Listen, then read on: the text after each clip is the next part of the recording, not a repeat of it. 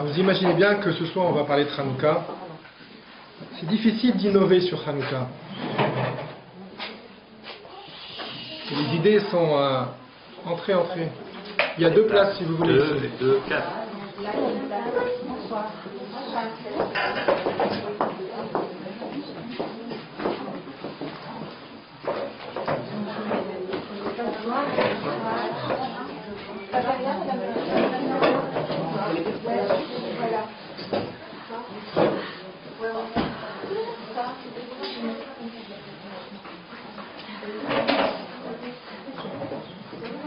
Tu as un tabouret.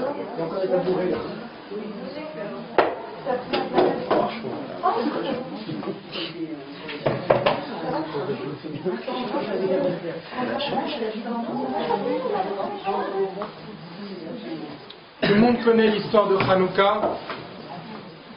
Je vais seulement rappeler ce qui m'intéresse aujourd'hui, à savoir qu'il y a eu un grand ness, un grand miracle. Je ne parle pas du côté militaire, puisqu'il y a eu une victoire écrasante d'un petit nombre de gens qui n'étaient pas, on va dire, expérimentés en la matière, face à une armée puissante et redoutable. Je ne parlerai pas de ce miracle-là, puisqu'il reste quand même accessoire dans l'histoire de Hanouka. Parce que ce qu'on célèbre chaque jour en allumant une lumière, c'est le ness de la fameuse fiole d'huile. Donc je vous rappelle de quoi il s'agit. Les Grecs avaient investi le temple, ils ont tout rendu impur. Quand les Hashmonaïm, donc les Kohanim, petite armée s'est soulevée pour récupérer le temple, ils sont arrivés, ils ont malheureusement découvert le désastre, mais par chance, ils ont trouvé une petite fiole d'huile, petit flacon, tamponné avec le sceau du Kohen Gadol, qui avait été épargné. Oui. Et normalement, la quantité d'huile contenue dans ce flacon ne permettait d'allumer les lumières de la menorah, pas de Hanoukia, de la menorah, donc le candélabre, le chandelier à 7 branches, que pendant un jour. Or, pour fabriquer à nouveau de l'huile d'olive pure dans les conditions requises par la halakha, il fallait une 8aine de jours. Miracle extraordinaire, la fiole d'huile qui devait brûler un jour, elle a duré 8 jours. Tout le monde connaît l'histoire, et c'est la raison pour laquelle, Machloket, Bet Shammai, Bet Hillel, mais en tout cas la halakha, on allume 1, puis 2, puis 3, puis 4. Bet Shammai dit 8, 7, 6. Bon, on ne rentre pas non plus, c'est pas notre sujet de savoir quelle est la Machloket, Bet Shammai, Bet Hillel. Alors moi, il y a quelque chose qui m'a intéressé, et je me suis beaucoup inspiré d'un Dvar Torah que j'ai lu d'un sefer qui m'a été offert par un ami de Bnei Brak, sefer d'un auteur qui s'appelle Rav Dom. Ce qui m'a beaucoup intéressé, c'est de se demander à quoi sert ce miracle. Il y a une notion dans tous nos textes qu'Akadosh Baruch Hu n'aime pas faire des miracles. Hachem n'aime pas changer l'ordre de la nature. Il y a des chukim, il y a des règles qui régissent le monde. Prenez un objet, vous le lâchez, il tombe. C'est une règle, la règle de la pesanteur, l'attraction terrestre. Akadosh Baruch Hu n'aime pas changer les règles du monde. On raconte une histoire dans la Gemara qu'il y avait un monsieur, que Dieu nous préserve, qui avait perdu sa femme, très jeune, et elle avait laissé derrière elle un bébé, et comme la grande majorité des femmes de l'époque, les femmes allaitaient. Et donc le mari s'est trouvé complètement dépourvu face à ce bébé qui hurlait, et comme il paniquait, Akadosh Baruch Hu, on dit dans la Gemara, il lui a fait pousser la poitrine. Et donc il a pu allaiter par miracle ce bébé. Il a eu, comme une maman, il a eu une poitrine avec une montée de lait, il a pu allaiter ce bébé. Mais la Gemara dit, oh là là, extraordinaire cet homme pour qui Akadosh Baruch Hu a changé les lois de la nature. Et la Gemara conclut, non, malheur à lui, pour cet homme, pour qui Hachem a dû changer les lois de la nature. Parce que Hachem n'aime pas changer les lois de la nature. Il a fallu, par exemple, pour Kriyat Yam-Suf, pour séparer la mer, on parle de Tnaï, depuis Maaseh Breshit, que Hachem, le Midrash dit, Hachem a mis une condition à la mer depuis sa création. Il a dit, voilà, je te crée mer, c'est-à-dire mikvé maïm, rassemblement d'eau, mais à condition qu'en temps voulu, tu te sépares pour laisser passer les Bnei Israël à pied sec et ensuite engloutir les Égyptiens. Il fallait un tnaï, il fallait une clause qui suspende la nature de la mer, qui normalement l'eau remplit le récipient qui le contient. Ouais. Il fallait une clause pour que la mer se sépare. À tel point qu'on dit, c'est difficile de marier des gens Comme de séparer la mer. Je ne rentre pas là-dedans, c'est pas mon sujet non plus, mais qu'est-ce qu'il y a de difficile à séparer la mer pour Dieu? La difficulté, c'est que Dieu n'accepte pas volontiers, d'emblée, de changer l'ordre de la nature. Et marier un homme et une femme avec les différences qu'on connaît chez chacun d'entre eux, c'est contre nature. Marier un homme et une femme, c'est contre nature. C'est difficile pour un homme, pour une femme de s'adapter au tempérament du sexe opposé, comme il est difficile de séparer, de changer les lois de la nature de la mer. Donc maintenant, moi, ce qui m'intéresse, c'est de me demander pourquoi Hachem, il a fait un miracle gratuit. Pourquoi j'appelle ça un miracle gratuit? Il y a un principe que je pense que vous ignorez, c'est normal, en tant que femme, c'est pas la halachot que vous voyez tous les jours, dans la Gemara, Touma, dans Gemara Psachim, Touma, Utra, Betzibur. Il y a un principe halachique que l'iimpureté est refoulée lorsque le problème est communautaire. C'est-à-dire, si quelqu'un, par exemple, un Kohen est impur, il ne peut pas œuvrer, il ne peut pas travailler dans le Beth Amikdash pendant la période de Pessah pour apporter des corbanotes. Mais si tous les Kohanim étaient impurs, alors face à la demande, on ne peut pas maintenant fermer le Beth Amikdash pour amener le korban de Pessah, quand tout le monde est impur, alors l'impureté cède le pas devant les besoins de la collectivité, devant les besoins de la communauté. Touma outra, la Touma devient permise, Betzibur, quand on a un problème collectif. Un individu, on tient compte de son impureté. Collectivement, on néglige l'impureté. Or, il s'agissait d'un problème tzibouri, il s'agissait d'un problème communautaire. Le Beth Amikdash a vocation d'être le centre spirituel de la communauté d'Israël, où on apportait un sacrifice journalier, matin et après-midi, pour le compte de tout le Ham Israël, qui d'ailleurs participait, il y avait un quota qui était demandé à chacun pour qu'ils aient une part dans ces sacrifices. La menorah était allumée chaque jour pour le compte du Ham Israël. Donc face à la demande collective, on aurait laissé courir le problème de l'impureté. C'était gratuit. Tous les poskim, tous les mefarshim disent qu'il était inutile ce miracle. Inutile. Alors, s'il est inutile, mais qu'Hachem, si on peut se permettre de parler comme ça, si Hachem se délectait de faire des miracles, bon, bah ça va, il faut nous montrer encore une prouesse de plus. Mais on nous dit dans nos textes qu'Hachem n'aime pas changer l'ordre de la nature. Il n'aime pas changer les lois de la nature. Donc le miracle, il est gratuit. Pourquoi un tel miracle? Inutile. Ça, c'est la question du point de vue du Ham Israël. Maintenant, du point de vue des Grecs. Les Grecs, qu'est-ce qu'ils ont fait? Ils ont investi le temple, ils ont envahi le temple, ils ont saccagé le temple. Ils ne pouvaient pas prendre chaque fiole d'huile et les vider dans un égout, là, dans un lavabo. C'est marqué dans tous les Zmirot qu'on chante à Hanouka, Timmeu Kol Hashemanim. Ils ont voulu rendre impures les huiles. C'est quoi le problème? Prenez-les, videz-les, voilà, il n'y aura plus. Heureusement, il y en a une qui a échappé. Bon, celle-ci, elle aurait également échappé si jamais ils avaient vidé toutes. Mais pourquoi ils ont cherché à rendre impures les huiles en les touchant, les mettant en contact avec des impuretés? Prenez-les et videz-les, une après l'autre. Allez, voilà, on vide tout. Il n'y a plus d'essence pour faire fonctionner le Beth Amikdash. Il n'y a plus d'huile. Qu'est-ce qui se trame derrière la tête des Grecs de vouloir à tout prix rendre impures les huiles? De toutes les façons, ils sont inutilisables. Alors, détruisez-les ou rendez-les impures, c'est quoi l'enjeu? D'accord? Voilà les deux questions qui me perturbent et que j'espère faire partager maintenant avec vous ce soir, qui me perturbent concernant l'histoire de Hanouka. Est-ce que le problème qui est posé, il est clair? Oui? Très bien. Alors, si le problème est clair, je vais bientôt vous écouter, parce que j'aimerais un peu vous sentir à présent.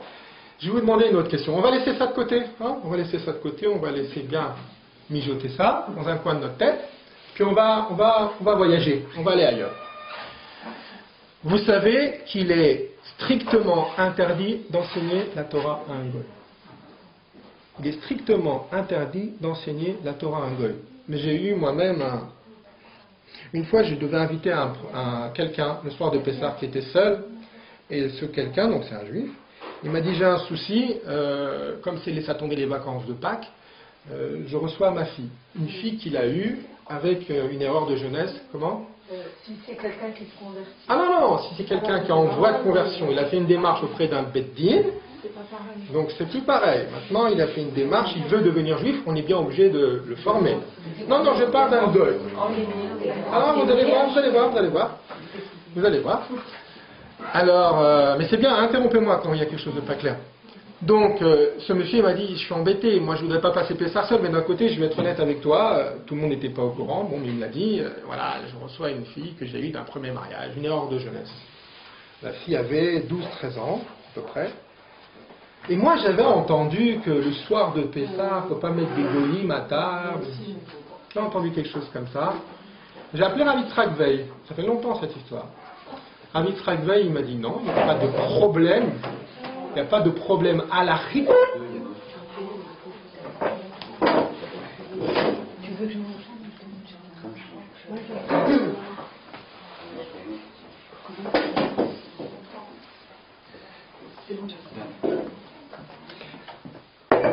Pas de problème halachique à avoir à sa table la présence d'un non-juif halachiquement parlant. Je ne parle pas au niveau maintenant de l'ambiance. Je ne parle pas est-ce que ça peut refroidir l'ambiance, est-ce que le goy il est à sa place ou pas. Je ne parle pas de ça. Je parle de halakha.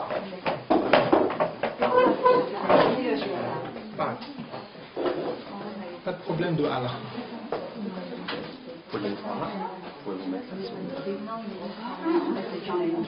Mais de halakha par rapport à l'étude de la Torah ou par rapport à Ezra?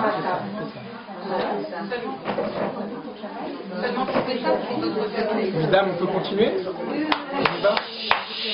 Donc il n'y a pas de problème halachique à avoir un non-juif à sa table. Il m'a dit, vous allez avoir... Oui, alors, en fait, d'où vient l'erreur la rumeur qu'on ne pouvait pas avoir un non-juif à sa table? C'est parce que dans la Torah, c'est marqué que tout incirconcis, même juif, ne peut consommer du korban Pessah, ne peut consommer du sacrifice pascal de Pessah. D'accord? Donc on a assimilé ça, alors qu'en fait, au niveau halachique, il n'y a pas d'interdiction à avoir un goy à sa table à Pessah, sauf qu'il m'a dit, vous allez vous retrouver face à un autre problème. Comment vous allez pouvoir faire des divrei Torah à table? Il faut vous arranger pour que cette jeune fille aille, je sais pas, moi, jouer. Je dis, mais elle est grande, elle a joué avec des poupées. Il m'a dit, dans ce cas-là, vous avez un problème de halakha. Par rapport, en fait, donc, enseigner, c'est pas prendre quelqu'un et le former. Dire un devoir Torah devant un non-juif, c'est un sou.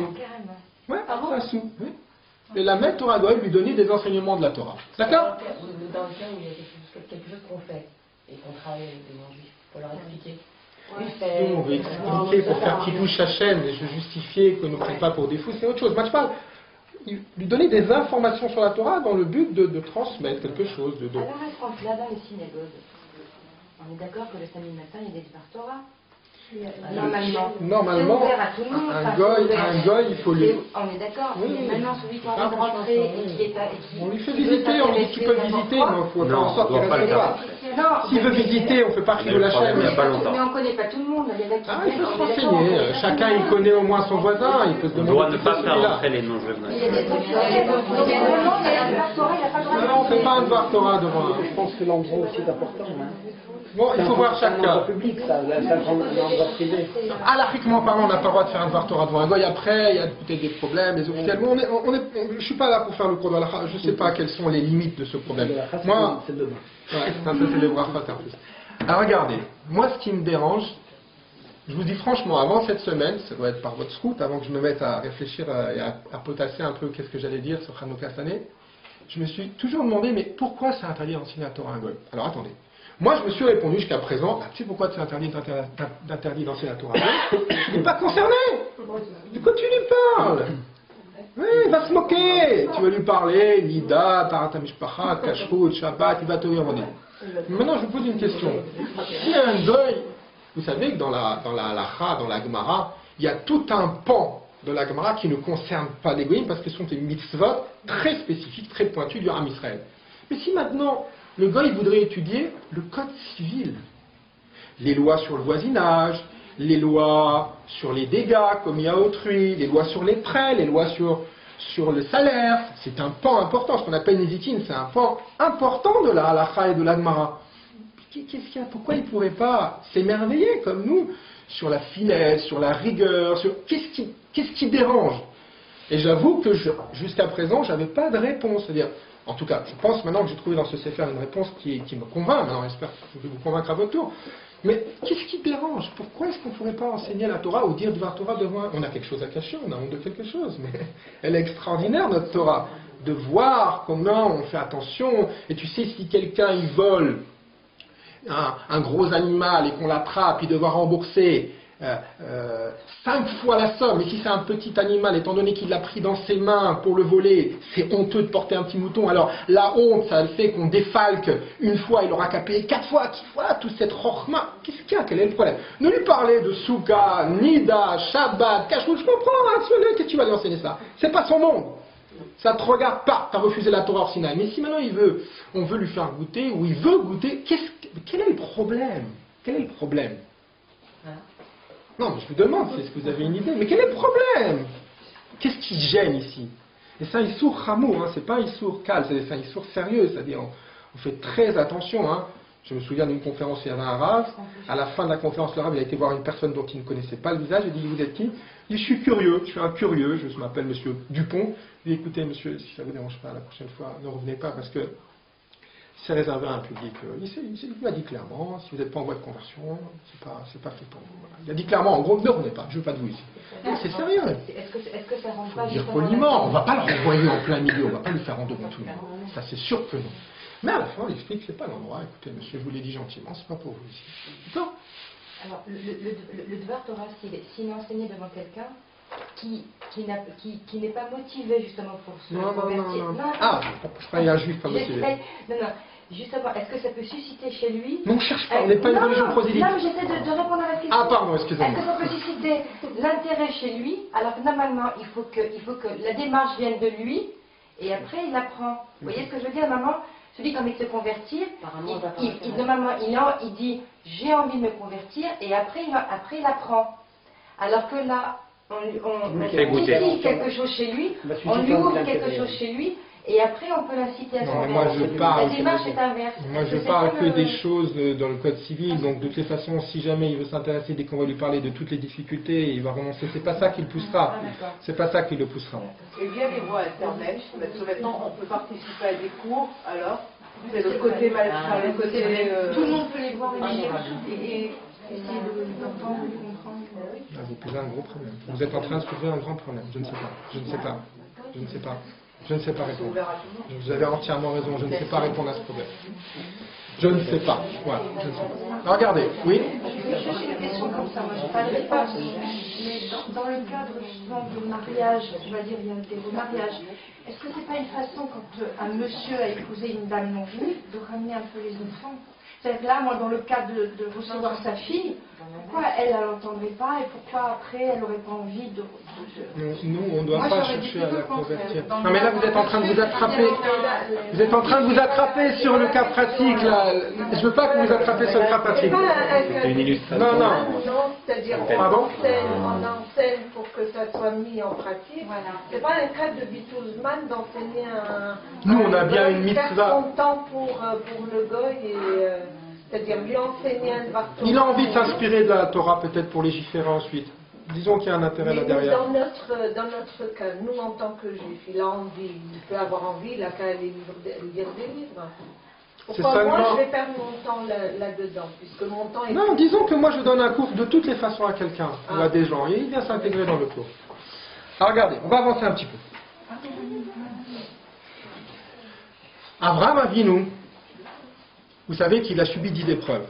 La seule qui est marquée clairement dans la Torah comme étant une épreuve, c'est la dernière. C'est quand on lui a demandé de sacrifier son fils unique, Yitzhak.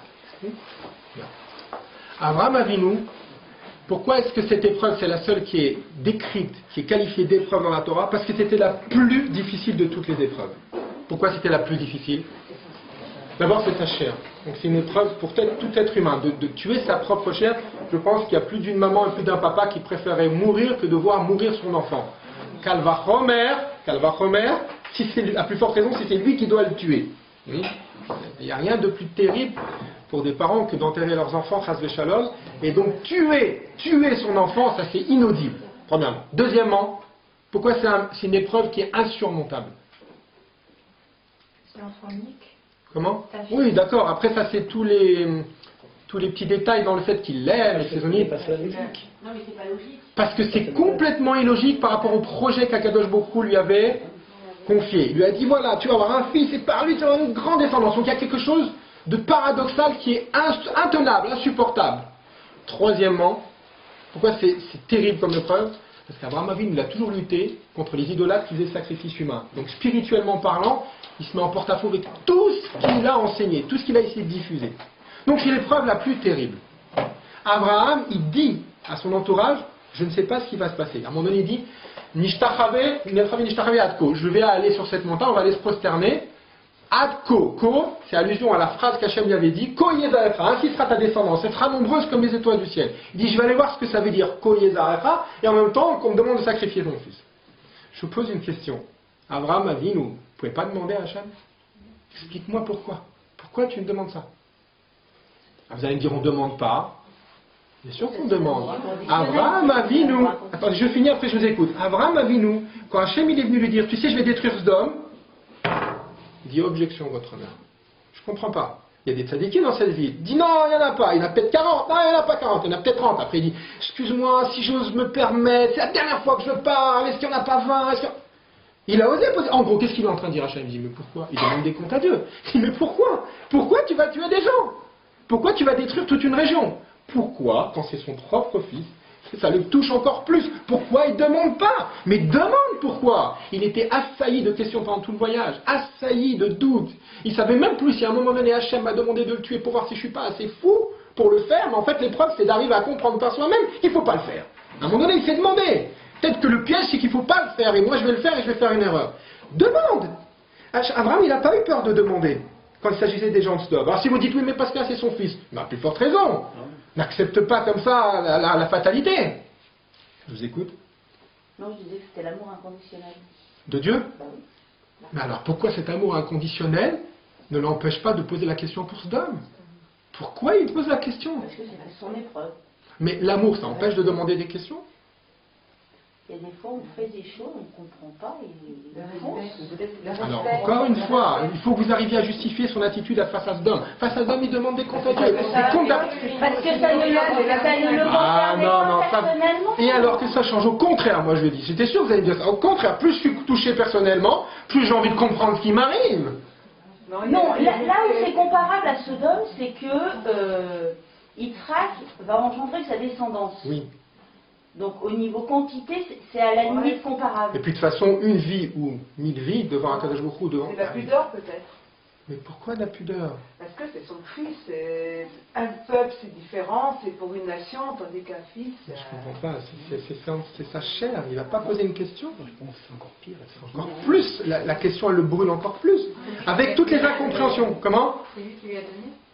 Il ne devait pas avoir de l'enfant. Ben oui. Et alors, Il avait alors maintenant qu'on me l'a donné, maintenant je pose pas de questions qu'on va me reprendre. Ou ne serait-ce que par rapport à l'idolâtrie. Je dois dire, mais comment je vais justifier? Pourquoi? Il faut que je justifie ça après vis-à-vis de Dieu. Alors regardez.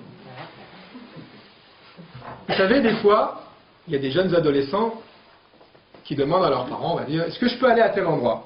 Alors les parents, ils disent, non, je suis pas d'accord.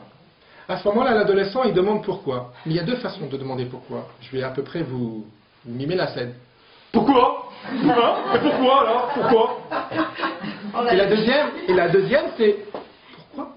Il y en a une, c'est pas une question, c'est une réponse. Le premier pourquoi, c'est pourquoi? Pourquoi? Il n'y a pas de raison de me dire non. Le deuxième formule, c'est pourquoi? Mais je veux vraiment comprendre. Non, mais je veux comprendre. Abraham Avinu, quand c'est sa chair, il a peur que se cache derrière la question une remise en question.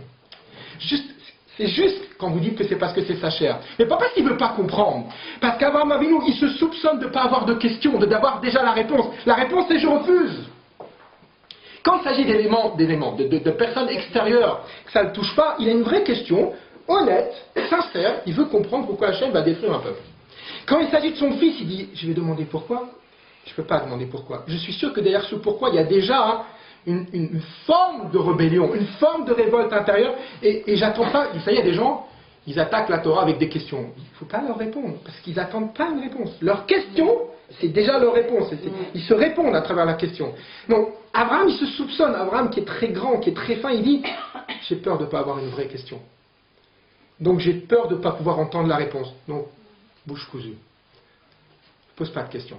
Quand il s'agit de, Chas v'Shalom, peut-être remettre en question la décision de Dieu, on ne pose pas de questions. Oui. Alors regardez, cet épisode de Akedat Yitzhak, de sacrifice de Yitzhak, avec cette force qu'a montré Abraham, on dit qu'elle nourrit toutes les générations. D'ailleurs, le terme qui est employé pour désigner le couteau que Abraham a failli passer sur la gorge de Yitzhak, c'est pas sakin. Le mot en hébreu qui désigne couteau, c'est sakin. Là-bas, vous verrez, une fois dans tout le Chumash, c'est marqué Vaikach, Abraham et Ma'achelet. Abraham, il a pris le couteau, c'est marqué Ma'achelet. Ma'achelet, ma'achil, ça veut dire faire manger, nourrir. Rashi dit, parce que de cet acte-là, de courage, d'abnégation, de dévouement total, ça a nourri toutes les générations. Ça veut dire quoi, ça a nourri toutes les générations? Alors vous pouvez dire, ça nous donne un mérite spirituel. C'est pas ça le sens profond de la chose. C'est que dans chaque Ben Israël maintenant, tout celui qui est Zera Abraham, tout celui qui descend d'Abraham Avinu, il a ça en lui, qu'il est capable d'avoir une question sans réponse et de continuer à suivre Akadosh Baruch Hu. Cette force-là qu'a Am Israël, de pouvoir, d'avoir pu passer tout ce qu'on a déjà passé, à titre individuel, à titre collectif, dans l'histoire, cette force-là qu'on a de rien lâcher dans sa émouna, bien qu'on a des questions énormes, cette force, c'est Abraham Avinu. Vous savez qu'Abraham, Yitzhak, Yaakov, on ne les appelle pas nos maîtres. Contrairement à Moshe, c'est Moshe notre maître. Abraham, Yitzhak, Yaakov, c'est nos pères. C'est-à-dire quoi? Que les gènes de Am Israël, pas les gènes physiques, mais les gènes, c'est-à-dire les gènes, voilà, les gènes, les caractères, mais au sens fort du terme, de Am Israël, ce sont Abraham, Yitzhak et Yaakov qui les ont inoculés à l'intérieur de chacun de nous. Oui? Donc, lorsqu'un Ben Israël, vous savez, il y a une Gemara qui dit, tout celui qui dit, je donne cet argent à la tzedaka pour que mon fils vive. À Omer, c'est la zol, tzedaka, ma secret Rosh Hashanah, almenach shechi béni. Vous savez qu'est-ce qu'elle dit la Gemara? C'est bien ou c'est pas bien? Qu'est-ce que vous dites? Quelqu'un qui dit, voilà, je donne 500 euros à la tzedaka parce que je veux que mon fils s'en sorte de sa maladie. C'est bien ou c'est pas bien? À Omer, c'est la zol, tzedaka, almenach shechi béni. Qu'est-ce que vous dites? C'est bien, c'est positif ou c'est pas positif de le faire par intérêt? Non, Non, oui. Non, oui. Je demande.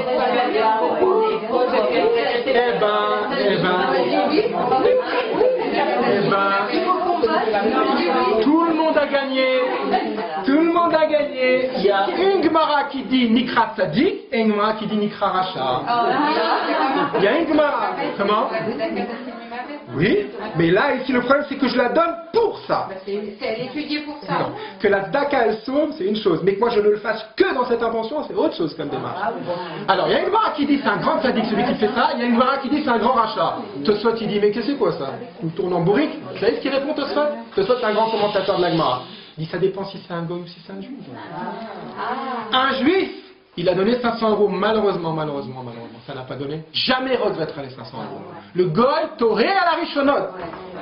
D'où ça vient cette force qu'un juif il a pu se donner à faire des télim, à faire de la tzedaka, à faire tout ça, et qu'on arrive à se dire, nous tous, autour de cette personne malheureusement, ou la personne elle-même, lo yashuv reka. Ça, c'est pas parti en vain. Ça aidera, ça peut être soulagé, ou ça aidera quelqu'un d'autre. D'où vient cette force d'accepter cette interrogation? Que tzedaka, ça timmi mavet, j'ai donné, j'ai pas reçu. Cette force, elle vient d'Abraham Avinu. Abraham, c'est quelqu'un qui a été prêt à faire quelque chose alors qu'il ne comprenait rien, il n'a pas posé de questions. D'accord? Ça va jusque-là? Bien. Alors maintenant, on va revenir au goy. Le goy, c'est à soi d'enseigner la Torah. Vous savez, il y a une Gemara très connue qui dit, je suis sûr qu'il y a sûrement un des intervenants qui vous en a déjà parlé, Chochma bagoyim ta'amin. Torah bagoyim al ta'amin. La chokhma chez les nations, il y en a? Oui, tu peux le croire. Il y a de la sagesse, il y a de l'intelligence, il y a de la science chez les nations.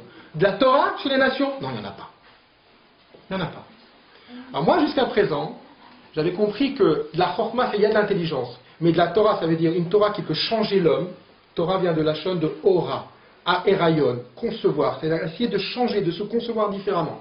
C'est vrai, ça c'est vrai, ce pshat il est vrai. Mais là, j'ai découvert un autre pshat. Qu'est-ce que ça veut dire que Chokhma Bagoyim, il y a de la Chokhma mais il n'y a pas de Torah? Ça veut dire qu'un goy, le jour où il ne comprend pas la Torah, le jour où il a une contradiction, le jour où il a une attaque sur la Torah, qui ne comprend pas la logique de la Torah, il basera la Torah. Il mettra ça, il évincera. Ça, il mettra comment on appelle ça là, quand on censure. Il mettra une censure sur ce passage-là.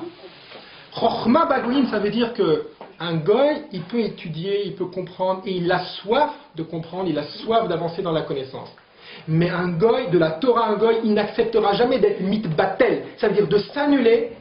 Le jour où il ne comprend pas, il s'annulera jamais. C'est-à-dire il refusera le côté divin qu'il y a dans la chokhma de la Torah. Si vous voulez, la Torah, il y a deux choses. Il y a la chokhma, il y a une sagesse dans la Torah, mais il y a aussi quelqu'un qui l'a donné. Il y a un noten à Torah. Il y a quelqu'un qui a donné la Torah, et c'est celui qui a donné la Torah, il faut accepter qu'il dépasse ce que je suis capable de comprendre. Or ça, le goy, le jour où il ne comprend pas quelque chose dans la Torah, il rejette. Tu ne peux pas enseigner la Torah à un goy, parce que sinon, tu ne lui enseignes pas de la Torah, tu lui enseignes de la Chokhmah. Il aimera le côté rationnel, le côté gymnastique de l'esprit, le côté rigoureux, mais il y aura des passages qui vont lui échapper totalement. Il y a des passages qui ne répondent pas à la logique humaine. On est souvent coincé dans la Gemara et on dit dans la Gemara Teko, je ne sais pas comment résoudre ce problème. Je ne sais pas quelle logique. Zerat Hakatuv, ça c'est un décret d'Akadosh Baruch Hu. Le goy refusera le côté élaki, le côté divin qui est dans la Torah qui lui échappe. Oui, vous voulez dire quelque chose? Alors ça veut dire que pour les convertis, lors de la conversion, il y a quelque chose qui se fait. Beaucoup qui les transforme. Beaucoup expliquent que les conversions sur les neshamot juives qui se sont perdues, égarées, mélangées, disséminées, éparpillées, assimilées. Mais qu'il y a quelque chose, il y a une racine là-dedans. Il y a une racine. Alors est-ce que c'est la révélation de cette racine?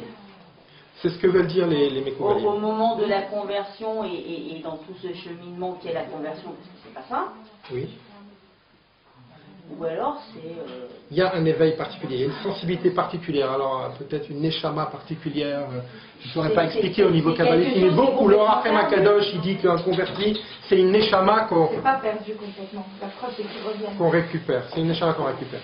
Alors regardez. Est-ce que ça veut dire que chez un juif, c'est pas possible de censurer?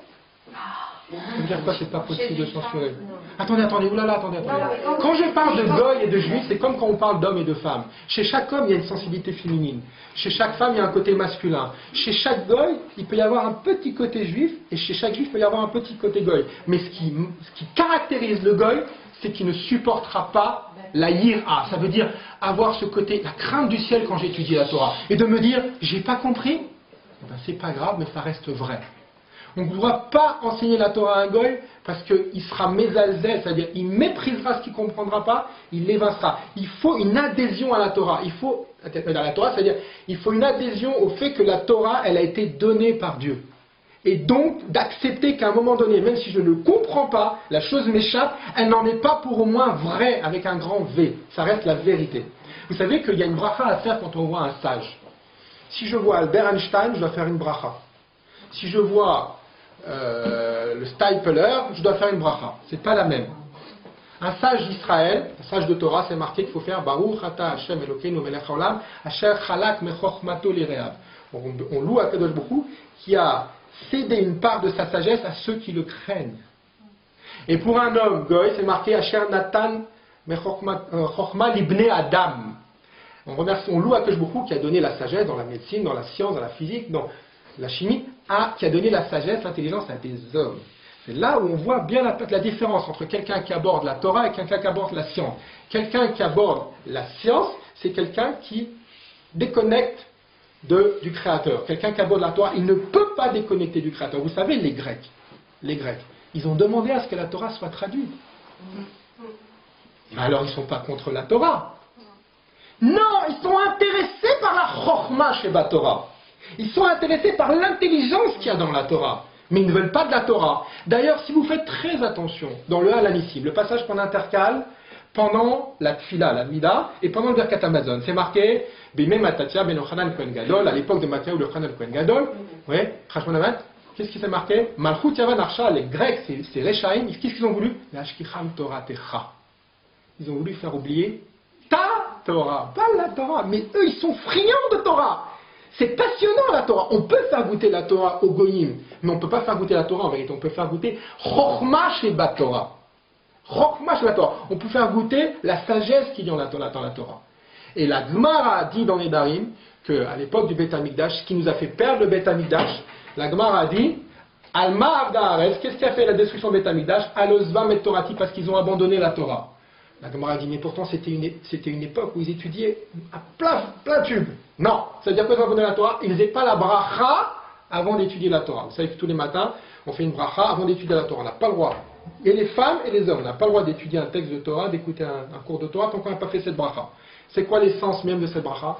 Baruch ata Hashem Elokeinu melech haolam asher bachar banu mikol hamim v'natan lanu et torato. Vous savez que dans une bracha, pour savoir quel est le contenu, l'essence de la bracha, c'est la khatima, c'est la conclusion. Baruch ata Hashem noten la Torah. C'est Hachem qui donne la Torah. Ça, il ne le vivait plus à l'époque du Beth Amikdash. Ça, il ne le vivait plus, sûrement à cause de l'effet de l'hellénisation, à cause de l'influence des Grecs. Il ne vivait plus qu'un noten à Torah. Ça veut dire que ma tête va me faire penser, va me faire comprendre la Torah. Et si quelque chose m'échappe, je jette ça d'un revers de main. D'un revers de main. Et si vous voyez bien, les Grecs, ce qui les dérangeait le plus, c'est Rosh Chodesh, par exemple. Rosh Chodesh, un truc fou. Qu'est-ce qui dérangeait Rosh Chodesh? Il faut attendre que 2 témoins viennent nous dire qu'ils ont vu la nouvelle lune pour déclarer la néoménie, le nouveau mois. Ça les rendait fous, ça. Pourquoi? Maintenant, on a des astronomes qui font des calculs scientifiques hyper développés, ils peuvent te dire exactement quand réapparaîtra la lune dans le ciel. Et vous avez besoin de 2 bons hommes pour aller voir la lune. Et si ce soir-là, il est nuageux, qu'on ne voit pas la lune, on déclare pas Rosh Chodesh. Mais vous êtes malade. Kadosh Baruch Hu, il a dit, il faut Shnaim Edim, il faut 2 témoins oculaires. C'est comme ça. Mais qu'est-ce que ça veut dire? Mais je comprends pas. Mais je comprends pas ce que vous faites. Non. Kadosh Baruch Hu, ça c'est insupportable. Insupportable pour les Grecs Rosh Chodesh. La Nida aussi, la Tvila de Nida, insupportable. En vérité, cette histoire de Nida, c'est une mitzvah magnifique, mais en vérité, allez expliquer ça à des goïms. Nous, on est là-dedans, on baigne là-dedans, c'est le cas de dire. Allez expliquer ça à des goïms. C'est incompréhensible ce truc. Tu rentres dans l'eau, tu ressors, ça y est. Avant, même pas tu lui passes un objet, maintenant tu peux l'embrasser. Mais c'est quoi cette histoire? C'est quoi ça? Et la baignoire, c'est pas... Non, c'est pas bon la baignoire. Pourquoi? Il faut peut-être 450, 500 litres. Une grande baignoire, non, c'est encore pas bon. Mais c'est quoi ces histoires? Je vais vous lire un Rambam, écoutez. Le Rambam fait partie des Rishonim, des premiers décisionnaires les plus rationnels qui existent. C'est-à-dire qui essayent d'expliquer, il a fait un sefer pour amener les gens à éloigner la Torah par la rationalité. Essayer de tout expliquer avec la logique. Écoutez le Rambam. C'est dans Halachot Mikvaot, dans les Halachot sur le Mikvé. C'est au chapitre 11, Halacha 12. 11-12. Écoutez, je lis en hébreu, je traduis ces 2 phrases. Davar Barour Vegalouy. C'est une chose claire et évidente.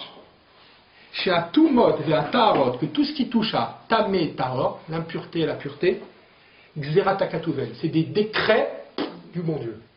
Écoutez bien la suite. Ve'enan me'advarim shedatu shadam machat. Ça ne fait pas partie des choses que le cerveau humain peut comprendre. Impossible de se frayer un cheminement là-dedans. C'est du insaisissable, impénétrable. Les lois de Touma Vetara, si on rentre dedans, si jamais je vous parle des lois de Touma Vetara, mais ça va devenir dingue. Aucune logique humaine. Va'arel mikla lachukim. Ça fait partie des décrets incompréhensibles. Pourquoi les Grecs, est-ce qu'ils veulent rendre tamé? On est en plein dans le point névralgique de discussion entre les Grecs et les Juifs. C'est quoi cette Touma? Tamé? Voilà, genre tamé, voilà, tamé. Voilà, c'est tamé. Qu'est-ce qu'il y a? J'ai touché parce que j'étais au cimetière, maintenant je touche votre huile, on ne peut plus l'utiliser. Mais c'est quoi ça, tamé? Qu'est-ce que ça veut dire impur?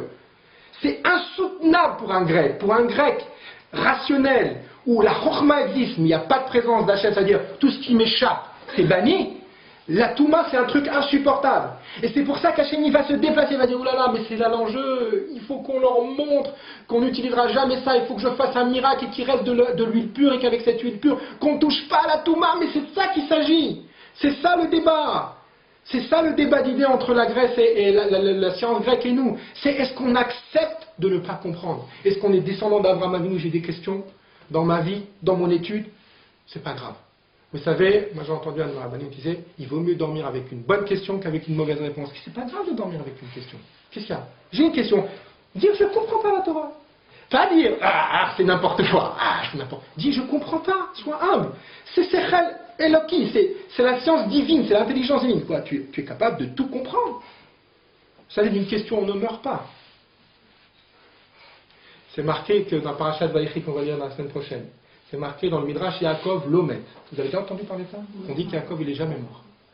Il n'est pas mort Yaakov. On l'a enterré. On ne comprend pas. C'est marqué Vayachantu Oto Arofim. C'est marqué que les Égyptiens l'ont embaumé et l'ont enterré. C'est une question. Il dit tu vois de là qu'on ne meurt pas d'une question. Yaakov il n'est pas mort. On ne meurt pas d'une question. C'est pas grave de rester avec une question. De dire que je ne comprends pas, ça c'est insupportable pour les Grecs. C'est ça l'enjeu de Hanouka. Donc avec ça on comprend pourquoi c'était tellement important pour Akadosh Baruch Hu que d'utiliser de l'huile pure. Et c'est tellement important pour les règles de rendre tamé, c'est-à-dire cette chose-là qui les repousse. Alors, je vous nargue avec ça. C'est pour ça qu'Hachem il s'est déplacé pour faire un miracle. Oui? Bien. Alors maintenant, je me suis dit, mais bon, ça c'est le Devar Torah sur Hanouka. Je me suis dit, mais comment on pourrait maintenant utiliser cette notion à notre époque là. Vous, en tant que maman, en tant que mamie, en tant que maman, en tant que femme, comment on pourrait utiliser ça? Alors regardez, c'est très important, c'est marqué dans les Sfarim de Chinour, et je pense que ça vient en droite ligne du Devar Torah sur Hanouka. C'est très important que nos enfants, on apprenne à les éduquer sans tout leur expliquer. C'est très important. C'est très important de ne pas tout justifier avec son enfant. Il faut d'abord dire pourquoi? Parce qu'Hachem m'a dit. Et des fois, pourquoi? Parce que maman, elle veut. On n'est pas... Parce que maman, elle a dit. C'est important. Alors, je ne dis pas qu'il ne faut rien justifier et qu'on doit être des tyrans autoritaires. C'est comme ça, on marche à la baguette. On ne discute pas, on ne demande pas pourquoi. Mais c'est très important dans la construction d'un enfant, dans un monde où on veut tout rationaliser, tout comprendre. Si je ne comprends pas, je ne fais pas. Tu me dis pourquoi, sinon... tu me dis pourquoi j'y vais pas. Tu me dis pourquoi tu ne laisses pas sortir ça du soir. Papa et moi, on considère que c'est pas bien pour toi. Des fois, de toute façon, des fois, il n'y a pas à expliquer. Parce que si on explique, on rentre dans la discussion, alors ça va être un débat à n'en plus finir, alors que vous ressentez des choses que lui, il ne peut pas ressentir. Mais c'est important dans le chinouk aussi, dans les mitzvot. C'est important dans le chinouk à mitzvot. Des fois, de dire à notre enfant, tu sais, t'imaginez pas qu'est-ce que ça peut lui faire rentrer. Papa, il fait cette mitzvah, mais c'est vrai, papa, il ne sait pas pourquoi. Mais il le fait parce qu'Hachem, il a demandé. Notre papa, il veut qu'on fasse ça. Vous ne pouvez pas vous imaginer comment ça peut faire rentrer dans l'enfant la yirat shamayim. Hem yirat Hashem mi chokma. Seule la crainte d'Hachem, c'est la vraie chokma. Si la chokma, c'est seulement de faire ce qu'on comprend, alors c'est ma chokma à moi. Mais c'est pas la chokma d'Hachem. Vous savez, dans la Haggadah, c'est marqué comme ça. Vous savez que la Haggadah, c'est le moment le plus fort de l'année de la transmission de la Mouna de l'Am Israël. Vous savez que Pharaon, il a dit au ministre Israël, c'est bon, vous pouvez partir, mais seulement les hommes. Les enfants et les femmes restent ici. Moshe, il a dit, non. On part avec tout le monde, les garçons, les filles, les vieux et les jeunes. Parce que qui chag, la chaîne, parce que c'est une fête. Chag, c'est la chaîne choug. Choug, c'est un cercle. C'est maintenant que le cercle se boucle. C'est-à-dire, c'est maintenant qu'on boucle le cercle. C'est ça qui fait. Le cercle, c'est l'infini. C'est maintenant, c'est dans ce moment-là de Emouna, de Pessah qu'on fait le tour, qu'on fait le cercle, qu'on forme le cercle autour de justement de la table avec les enfants. C'est à ce moment-là qu'on transmet. Veigata Levincha, la seule fois dans la Torah où c'est marqué clairement que tu dois parler d'une mitzvah, c'est le soir de Pessah. C'est le départ, c'est la naissance du Ham Israël avec toute la Emouna qu'Hachem était derrière. Vous savez ce qu'on fait le soir de Pessah pour matérialiser, faire palper aux enfants la Emouna? On essaye de leur faire vivre les choses. Comment? En mangeant la matzah, en mangeant le maror, en regardant à notre époque malheureusement l'os, c'est-à-dire le korban Pessah. Et à chaque fois on dit matzah zo shanu ochlim al shumma, cette matzah que nous mangeons, pourquoi on la mange? Et on répond. Oui, maror zé, pourquoi? Et on répond. Les Mefarshim me demandent, qu'est-ce que ça veut dire ça? Matzah zo she'anu ochlim. Cette matzah que nous mangeons. Non, bien sûr qu'on la mange. Qu'est-ce que tu veux qu'on fasse avec? On va la regarder. On sait très bien qu'on va la manger. Maror zé shanu ochlim. D'après ce qu'on a dit, on a un chat extraordinaire. Quel est le chat? Quel est l'essence de cette phrase maintenant? Cette matzah que nous mangeons. Et on l'explique, c'est parce que l'Israël, à la sortie d'Égypte, ils n'ont pas eu le temps, etc., etc. Pourquoi on précise que nous mangeons? Parce que avant que je te réponde, que tu saches qu'on la mangera même s'il n'y a pas de réponse. Cette matzah que nous mangeons, c'est pourquoi? C'est-à-dire, le nous mangeons, il vient avant la question. Ça veut dire que c'est pas parce qu'il y a une réponse qu'on va le manger. Cette matzah que nous mangerons de toutes les façons, qu'on comprenne ou qu'on ne comprenne pas. Ici, il y a oui une raison. Al-Shuma, je vais t'expliquer pourquoi. Mais c'est pas de ma réponse que va dépendre le fait qu'on mange ou pas. Matzazo que de toutes les façons nous mangeons. Et ça c'est très important. Et il s'agit du chinour des enfants ce soir-là. C'est très important qu'on éduque nos enfants dans la Torah et les mitzvot en leur donnant bien sûr du sens. C'est sûr qu'on leur donne du sens. Mais que ce ne soit pas le sens qui guide l'application ou l'accomplissement des mitzvot. Parce qu'à un moment donné à un autre, on ne saura pas répondre. Parce qu'on est des hommes et que c'est une science divine. On ne saura pas répondre. Et d'ailleurs, vous savez, quand le Rambam ou le Sefer HaChinuch, il donne des raisons des mitzvot, vous savez comment ils appellent les raisons? Comment on dit la raison en hébreu? La raison, la cause, la siba. Vous savez comment le Sefer HaChinuch, il dit quand il veut parler, exprimer la raison du mitzvah, il dit Ta'am mitzvah. C'est le ta'am. Ta'am, c'est le goût. En vérité, on prétend connaître la raison. C'est pas la raison profonde qu'on fait. On connaît le goût, c'est-à-dire, c'est pour trouver un sens, pour trouver du goût dans ce qu'on fait. Mais la vraie siba, la cause profonde de chaque mitzvah, on ne la connaît pas. Vous savez, et ça c'est le mal des Grecs. Vous savez que actuellement, je vais peut-être heurter certains d'entre vous, hein. C'est pas grave. C'est-à-dire, on est là pour ça, de toute façon. Si vous êtes là pour apprendre ou entendre ce que vous avez envie d'entendre, restez chez vous, vous savez déjà. Vous savez qu'il y a certaines personnes, pas par ignorance, par chita, c'est-à-dire délibérément, ne prennent pas de lait chameau. Ne prennent pas de lait chameau. Ne prennent pas du lait surveillé. Quel est leur argument? Ou de fromage. Ils disent, écoutez, c'est marqué dans la Gemara, que le lait doit être surveillé par un juif, c'est un takana, c'est un décret rabbinique, de peur que le goy, il aille mélanger à ce lait du lait d'ânesse ou du lait de true ou du lait de chamel. Or, à notre époque, avec les contrôles vétérinaires, avec le regard très très très sévère des autorités dans ce domaine, il n'y a plus vraiment de crainte. Oui? Logique. Logique. Je vais vous parler maintenant d'une Mara Nida, Masechet Nida. Écoutez bien, vous allez tomber à la renverse. Ça, vous êtes tout assis, ça. Vous allez tomber à la renverse. Écoutez bien la Gemara Nida. La Gemara dit, pourquoi est-ce qu'on fait la Mila à 8 jours du bébé? Pourquoi pas à 4 jours, à 5 jours, à 6 jours? Pourquoi? Il y a plein de raisons. Mais ce qui est marqué dans la Gemara, il y a d'autres raisons qui sont expliquées dans les commentateurs. La Gemara, vous savez ce qu'elle répond, la Gemara? Elle dit parce que c'est marqué dans la Torah, dans Parashat Tazria, que quand une femme elle accouche et qu'elle a un garçon, elle est nida pendant 7 jours. Si c'est une fille, elle est nida pendant 14 jours. Donc, ça serait dommage que si on faisait la mila avant 8 jours, tout le monde fait la fête. Koulam smechim, et le papa et la maman, ils ne peuvent même pas se donner la main. Ils ne sont pas smechim parce qu'ils sont un peu à l'écart tous les deux, ils ne sont pas proches. Effectivement, d'après la Torah, au bout de 7 jours, une femme accouchée, même, écoutez bien, même si encore elle continue à perdre du sang, elle peut avoir des relations avec son mari. Ça s'appelle Dam Torah, c'est un sang qui est pur d'après la Torah. 7 jours! Vous connaissez une femme actuellement qui va au mikvé au bout de 7 jours? C'est strictement interdit. Le minimum pour un garçon, ça serait 12. Mais personne n'y arrive. Personne n'arrive à faire un sectara et à avoir 7 jours de propriété au bout de 12 jours, il y a au moins 4 à 6 semaines. Je vous pose une question. Pourquoi on continue à faire la mila à 8 jours? Tout le monde est content. Et le papa, la maman ne peut même pas emmener le coussin avec le bébé à son mari. Il ne peut même pas lui passer parce qu'elle est forcément nida. Maman a coupé qu'elle est nida ce jour-là puisque c'est le minimum, c'est 12 jours. Qu'est-ce qu'elle raconte la Gemara? De là, dit le Ben Ishraï, que quand on t'a exprimé une raison, c'est pas que tu as tout compris. On t'a donné un tam, quelque chose qui est audible pour donner du sens. Mais c'est pas parce que la raison est devenue caduque que le sens profond de la mitzvah a disparu.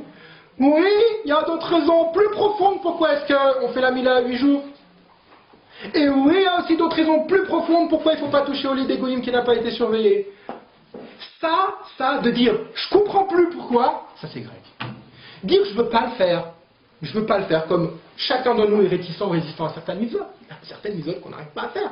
Ça c'est honnête. Je veux pas le faire. Dire je comprends pas, mais tous les postes qui me disent qu'il faut le faire malgré tout, il faut prendre du lait chameau. Qu'est-ce que tu comprends pas? Tu te plies comme tout le monde. Trouvez-moi un rave sérieux au monde qui dit je peux boire du lait mon chameau. Si vous me le trouvez, on l'appelle du téléphone et on discute.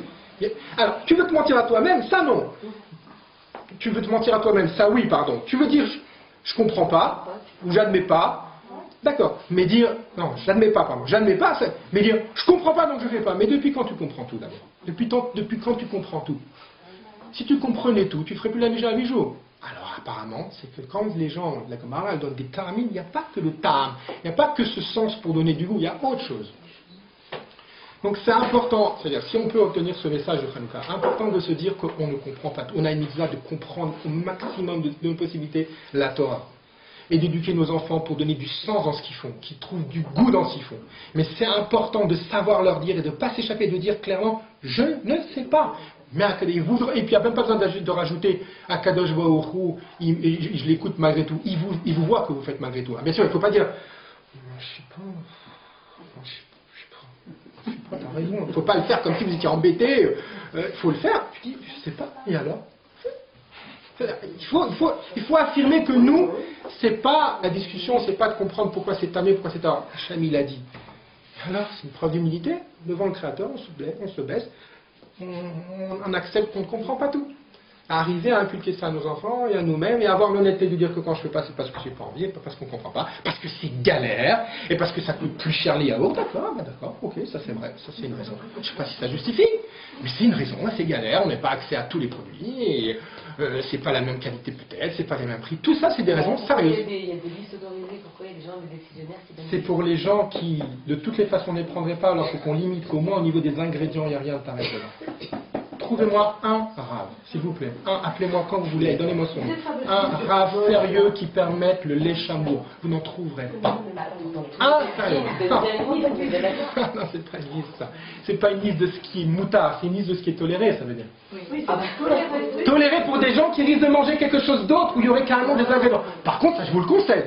Manger un yaourt sur la liste, c'est beaucoup moins problématique que de manger un yaourt qui ne l'est pas, parce que ça se trouve, il y a une présure, il y a un malgré-greffe animal. Ça, je vous le conseille. C'est de loin beaucoup moins grave. Mais c'est pas moutard. Cette fameuse liste qui est... Non mais maintenant, je ne veux pas rentrer, cherchez pas à vous piquer, ni à vous... Franchement, je ne veux pas rentrer là-dedans. C'est un exemple pour montrer, dans Nida et dans le truc, que c'est pas parce qu'on ne comprend pas, ou qu'on croyait qu'il y avait une raison rationnelle et qu'elle n'y est plus, que ça justifie plus. Ouais, cette Gemara Nida, elle est incompréhensible à notre époque, et pour comprendre ça, on continue de faire la Mila à 8 jours. Regardez, en guise de conclusion, je voulais seulement vous dire, vous savez qu'il y a beaucoup de keilot. En France, on n'a pas l'habitude comme ça, mais en Israël, en tout cas, c'est comme ça. Ils n'allument pas la Hanoukia à la nuit. Ils n'allument pas à la nuit. Ils allument avant, bravo. Vous avez dit le terme le plus important. Qui est-ce qui a dit Ben Hashmashot? Ils allument à Ben Hashmashot, c'est-à-dire qu'ils allument après le coucher du soleil. Vous savez pourquoi? Vous savez, les Grecs, c'était très fin. Pourquoi il y en a plein qui se sont fait avoir par les Grecs qui ont été hellénisés? C'était très fin l'esprit grec. C'était, mais on veut la chokhma de la Torah. La chokhma de la Torah. C'était le or et le rocher mélangés. Ils traitaient les juifs d'obscurantistes. C'est eux qui traitaient les juifs. C'est-à-dire, c'est la lumière et l'obscurité mélangées. Nous, on répond comment? On éclaire avec la Torah, justement là où il y a ce zman, là, ce moment qui est à la fois pas vraiment nuit, pas vraiment jour, un peu des deux. Hein, c'est ça les Grecs. Hein. On parle de chokhma, et donc on a l'impression que la Torah, ça les intéresse, ils la traduisent. Mais en fait, ils n'intègrent pas la Torah, ils intègrent seulement la chokhma qui est dans la Torah. On vient en éclairant, c'est-à-dire que nous, c'est la lumière de la Torah. Qui ner mitzvah ve Torah, or, Torah. Torah qui nous vient d'en haut et qui s'impose à moi, c'est celle-là qui prévaudra. Et justement, alors que les Grecs, eux, ils font une confusion, c'est-à-dire ils brûlent pas, ils font pas un autodafé de la Torah, ils brûlent pas la Torah, ils demandent à la traduire dans leur science, dans leur langage à eux. Ils exploitent la Torah en évinçant, en excluant, quoi, en évacuant l'essentiel. C'est-à-dire qu'il y a Baruch Hashem Noten, il y a quelqu'un qui a donné cette Torah. C'est Napoléon a voulu ça, c'est ça? Je connais pas, je sais pas. Je suis pas assez brillant en histoire pour vous. Je suis même nul en histoire. Moi j'ai lu que, en fait, aussi bien les Grecs que Hitler, dans leur projet, c'était d'anéantir le divin chez les Juifs. C'est étonnant, parce qu'il n'y a pas eu de décret grec d'anéantissement physique du peuple d'Israël, alors que chez les Allemands... Oui, mais les deux ont cherché à Oui, dans Mein Kampf, ils parlent de tuer la conscience juive. La conscience juive, mais ils ont été beaucoup plus loin. Oui, ils ont été beaucoup plus loin, dans leur folie, mais leur but, en fait, c'était d'anéantir Dieu, en fait. Pour eux, c'était de faire disparaître Dieu, que l'homme, il est capable de se gérer seul. Je ne sais pas si c'est entièrement vrai, parce que pour eux c'était une race inférieure, il fallait tuer aussi les homosexuels, les tziganes. Je ne sais pas si c'est entièrement vrai ce que vous dites. Enfin, c'est sûr que peut-être ça les dérangeait aussi. Voilà. Juste une question. Oui.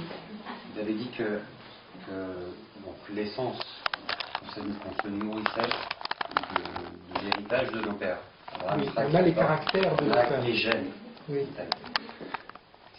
Si, quand bien même les Grecs, ou tous ceux qui ont essayé, étant donné que c'est inscrit en nous, quelle que soit la méthode, on ne peut pas sortir ça de nous. Alors est-ce que c'est un combat à fond perdu, et on l'a vu, oui, ou est-ce qu'ils savaient ça à l'avance? Non, c'est-à-dire que déraciner complètement le peuple d'Israël, on a une preuve d'académie plus que jamais. Mais on peut raser, c'est-à-dire on peut, comme la période d'avant-guerre, à ce cas-là, on peut émanciper beaucoup, c'est-à-dire on peut ouvrir beaucoup de portes. Quoi. On peut... Mais même malheureusement, profaner, après par la suite, même les Hashmonaïm, il y a qu'à voir aujourd'hui. On essaye de penser vite, on a du mal, ça veut dire, oui, bien sûr, c'est la dernière fois. On a ça en nous, mais on peut perdre ses racines, on peut perdre ses valeurs. On dit que non, qu'il reste toujours de quoi raviver, mais entre-temps, il y a des dégâts. On dit que non, qu'il reste toujours quelque chose, mais dans les faits, il faut d'ailleurs des fois aller chercher très très loin pour retrouver cette étincelle. Ça va.